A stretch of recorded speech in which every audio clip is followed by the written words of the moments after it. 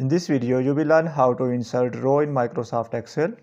If you forget to enter important information or data in Microsoft Excel table or spreadsheet, then Excel has a useful function to insert rows later on.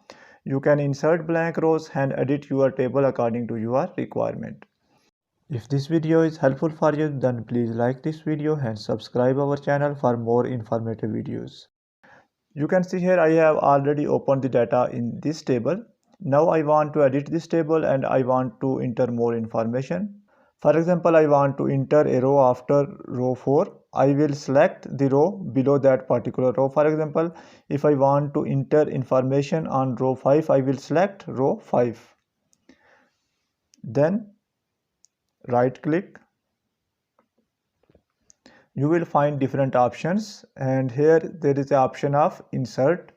Click on insert option and Microsoft Excel will insert a row on that particular positions. And if I want to enter anything, I can edit table or enter information according to my requirements. Similarly, when you want to insert a multiple rows, you don't need to enter the row one by one. You can insert multiple row. For example, after row 7, I am interested to insert 3 rows. I will select the row below that particular row. For example, I will select row number 8. Now by dragging, I will select multiple rows. For example, I want to insert 4 rows.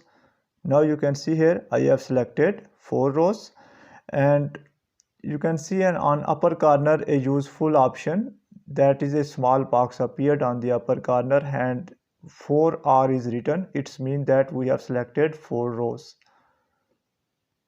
So after selecting that particular rows, place your cursor on any selected row and right click.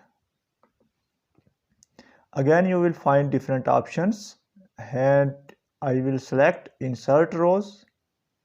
If I click on this insert, then multiple rows will be inserted here, and I can make changes according to my requirement.